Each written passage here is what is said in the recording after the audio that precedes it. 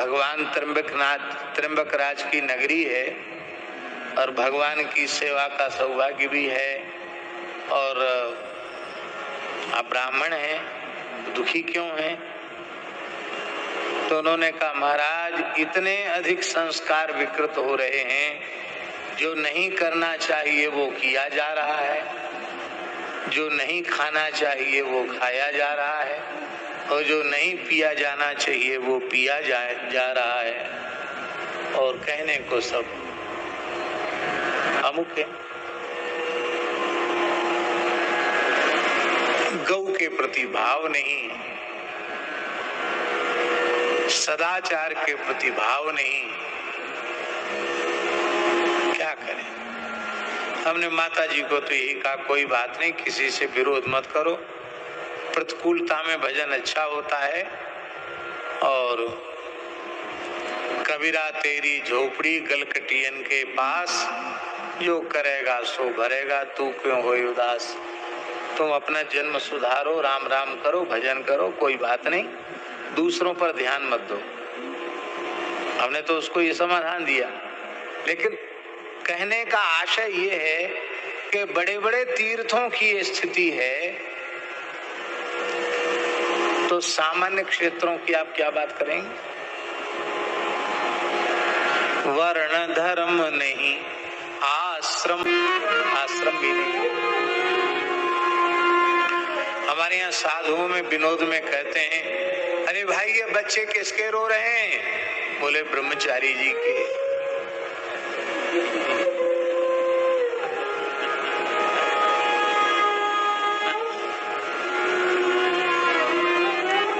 बोले ये इतना दिव्य भव्य महल किसका खड़ा है? बोले तपस्वी जी का, वानप्रस्थी जी का। ये इतना विलक्षण वैभव किसका है? बोले ये स्वामी जी का है। विनोद में कहते हैं, अरे भाई इतना हल्ला गुल्ला कौन मचा रहा है, झगड़ा कौन कर रहा है? बोले मौनी जी।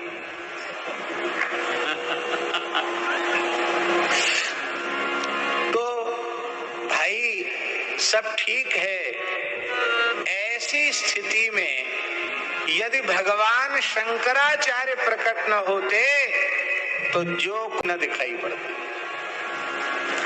इसलिए कलयुग धर्म पालक, कलयुग में धर्म पालक के रूप में शंकराचार्य जी का अवतरण हुआ। जन्म नहीं हुआ। नाभाजी कहते कलयुग धर्म पालक प्रकट।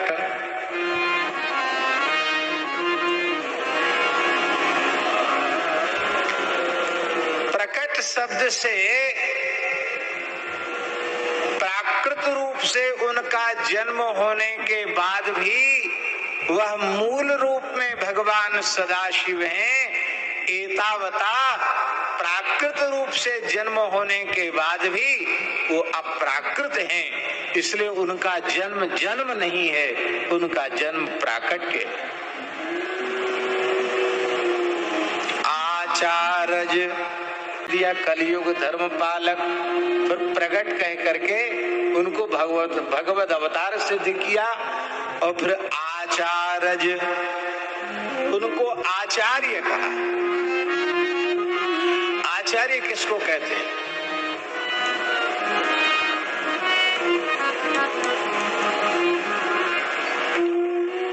आचार्य परीक्षा उत्तीर्ण कर लेने वाले को आचार्य कहते हैं क्या?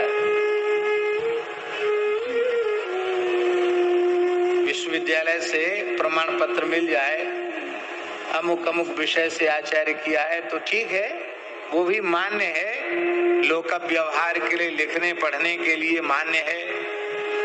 और पूज्य स्वामी जी अच्छी प्रकार से जानते हैं, अब तो भगवान की ऐसी विलक्षण लीला है।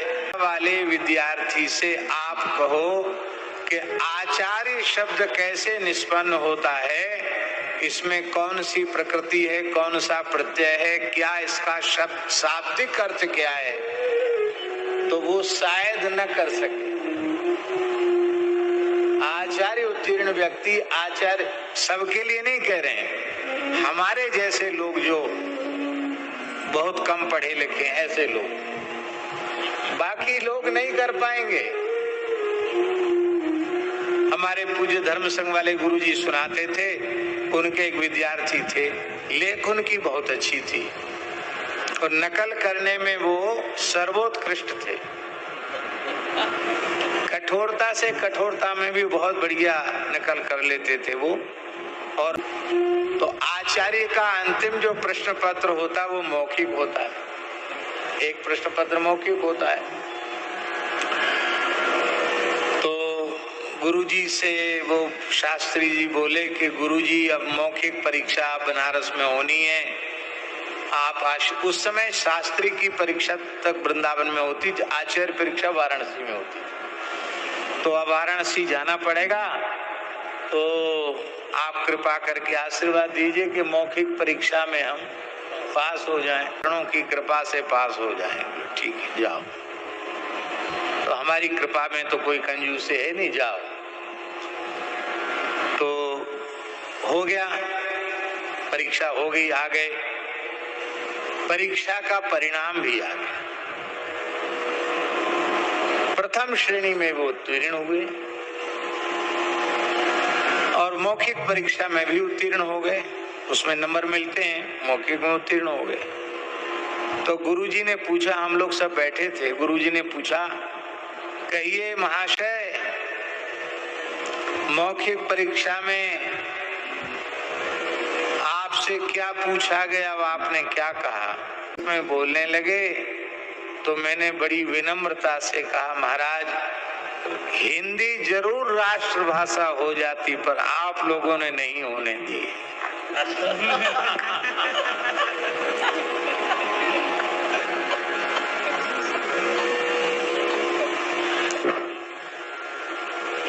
तो वो समझ गए कि संस्कृत समझ ही नहीं रहा, तो उन्होंने हिंदी में पूछा, बताइए महानुभाव कि आपने व्याकरण विषय से आचार्य किया है, तो कौन कौन से ग्रंथ आपने पढ़े हैं, आपके परीक्षा में कौन कौन से ग्रंथ थे?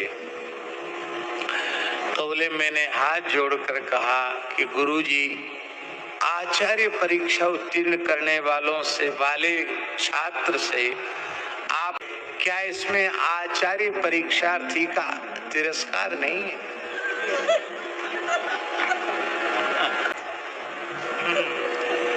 तो परीक्षक भी आनंदित हो रहे थे उसकी बातों पर, सब हंसने लगे।